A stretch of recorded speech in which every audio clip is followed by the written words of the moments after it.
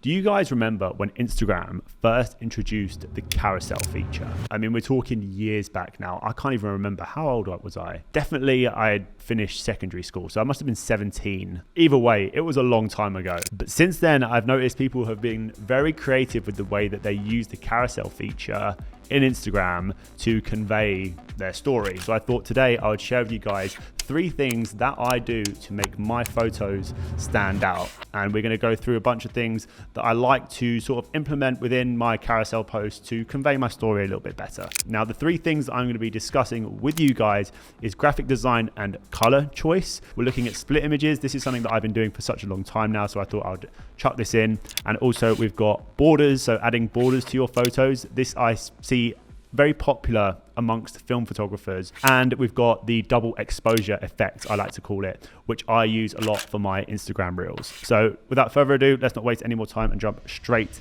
in. Now, when it comes to graphic design, there are so many things that you can do in order to implement this within photography. And I feel like this is the most important one out of the 3 because I use this the most, you know, using negative space, using different fonts, like everything that fits under that umbrella. You can get so creative when you implement it into photography.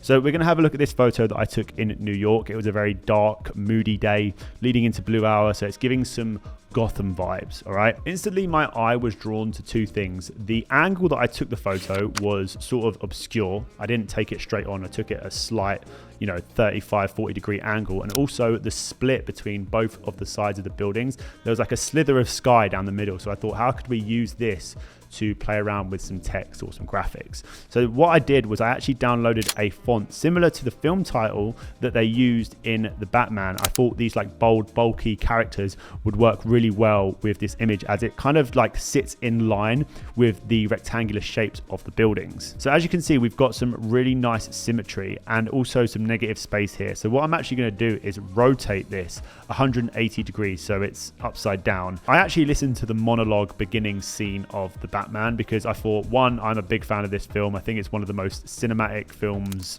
ever made. But there was a quote within the monologue scene where he said hidden in the chaos, which I really liked. I think it stood out a lot for me. And I thought, why don't we use hidden in the chaos as our text essentially? Immediately I'm thinking, how can we use the buildings in this photo to hide parts of the text so it kind of looks like it's tucked away and it relays the hidden part of our quote? That wasn't going to work if the text was horizontal, so essentially the right way up. So what I needed to do was actually rotate my text, and that way, one, you were able to see clearly what the text says, because if it was horizontal, you would lose so much of the wording. If I was to use the eraser tool and rub out parts of the hidden and the chaos, it just wouldn't look good. You won't be able to tell what it says. Now, this is where the color comes in, because color can play such a huge part into this whole graphic design process. I would never choose a color that's bright and vibrant for this specific font. I want to choose something that's essentially the same color as my picture. So I actually follow an Instagram account called AWSM Color, and this Instagram account basically posts color swatches which fit really, really nicely together. So follow this Instagram page. It will give you an understanding on the right colors to use with the right fonts. The last thing I did was I actually used the eraser tool and turned down the hardness of the brush and gave my text a slight linear gradient to make it look like the text was sort of emerging, almost like a cloud. We could also take this even further by adding some subtle texture overlays or some film grain, but again, this is personal preference. I will leave a link in the description, top line in the description of this video, where you guys can go and download some free texture overlays which I have collected over the years, which have taken me ages to find, and I thought I'd just share them with you guys because it will just save you a ton of time. So if you download these texture overlays, top link in the description, hopefully they will help you out. That is simply just one example of how I like to use text or graphics within my photography. If you go over to my Instagram page, I've done this so many times throughout countless Instagram carousel posts. So maybe if you go over to there, might lead as an inspiration to you if you want to try this out for yourself, but also, make sure when you're doing this that your quote or the bit of text that you're using makes sense to your photo. Mate, I need to like sit up straight. I can't do it. I've got some prawn back, mate. Image stacks have been around for quite some time now. I've been doing this for the past 2 or 3 years. And essentially what this is utilizing your landscape photos for Instagram's 4:5 aspect ratio. And you can do this with 3, 4, or even 5 photos. 2 ways you can do that is by doing the image stacking or using borders. So we're going to quickly cover image stacking, and I'm going to show you guys how to really quickly do this in Photoshop. So what I like to do is use 3 different types of shots. That's the first step. Or I'll use 3 different colors. So here I've used 3 different colors. So I've got a wide shot, I've got a close up, and I've got another wide, or you can do wide, close, and medium. They always work well together as well. But essentially I've actually picked 3 different photos that have different colors. So we've got orange, we've got blue, and we've got green. But like I said, you could use anything. Like this photo of Danielle here in the middle, if I kind of take away the bottom and the top images with something that's a similar blue to that, maybe like a close up of what she's wearing or a wide shot of the boat in that particular area, it could also look just as good. So it all depends kind of what you think tells your story the best. To create this 3 stack, it's really simple. You just want to go out to view at the top here and you go to guides and you go new guide layout. You want to make sure as well that you are editing on a 4:5 canvas because that is the max ratio for Instagram. And then you want to ignore columns. I usually just leave it on 3 if I'm doing 3, or if I'm doing a stack of 5 or 4, I'll just change them to be the same number. And then you just want to hit OK, and then it will bring up your guide. So you've kind of got now the aspect ratio is split 3 times. Then you can just overlap your photos on top by using, you can do this in so many different ways. I've made a whole video on this specific feature, but you can literally just trim your photo at the top and at the bottom, and then just line it up to make sure that everything, you know, is symmetrical, or everything is like, yeah, nicely in line. Shout out to Grenade, by the way, which are keeping my mini fridge stocked up. Right, this is God tier. Long days like this at the office. Oh.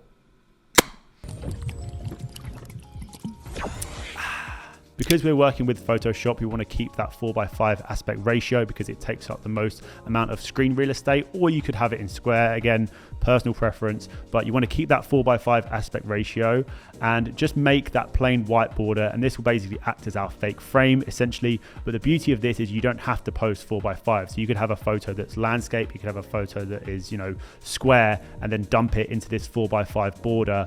And essentially you will still be taking up the same amount of screen real estate, but you'll have it on a border and it will look more like a print. I do this within my photo carousels, but I know people that post like this type of photo as their main feed picture, and it looks really cool because you've got loads of different like aspect ratios of photos on white borders, and it kind of makes your Instagram page look like a gallery or an art gallery. It gives it a nice aesthetic. But I like to do this within my carousel posts. Another great alternative if you don't have Photoshop is using an app that I've been using for like the past 3 or 4 years now called Unfold, and it has tons and tons of different photo templates where you can literally just drag and drop images onto already pre-made collages. And they've got tons of different styles. They've got like retro, they've got classic animated, they've got film styles, they've got so many to choose from, and it's just a really great way of quickly putting your photo in like a already made template, posting it on your story, and it's done.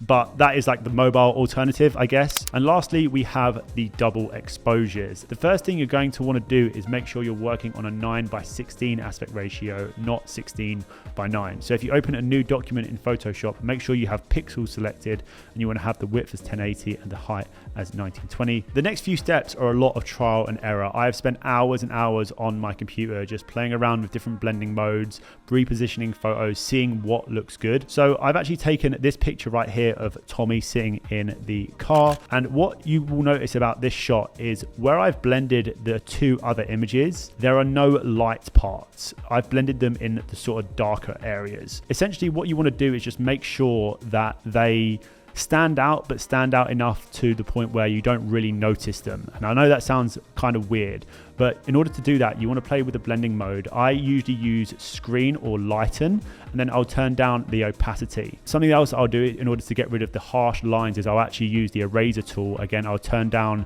the hardness of the brush, and I'll just kind of erase parts of the image. And then what I've also done is I've actually added a slight motion blur to the shot of Tommy. to kind of make it look like it's out of focus, but again, it gives more of a focus on the actual text. What I like as well about this shot is the yellow edging of the seats and the way that that kind of looks underneath the gear stick. So again, these are Reels covers, so don't think too deeply on them. Just make sure that they look kind of good on your grid and make sure they're not, you know, too close to things that might have the same color. Make sure they're evenly spread out. If you did find this video useful, let me know down in the comment section below. I'd love to hear your thoughts, and if you want me to make something similar to this but maybe touching on a few more like video elements, so looking at Reels and whatnot, then I'll be more than happy to do so. If you did find this video useful, leave a comment, leave a like, all that good stuff, and don't forget to check the top link in the description for some free overlays and borders. So yeah, hopefully that helps, and I will see you very soon in the next one.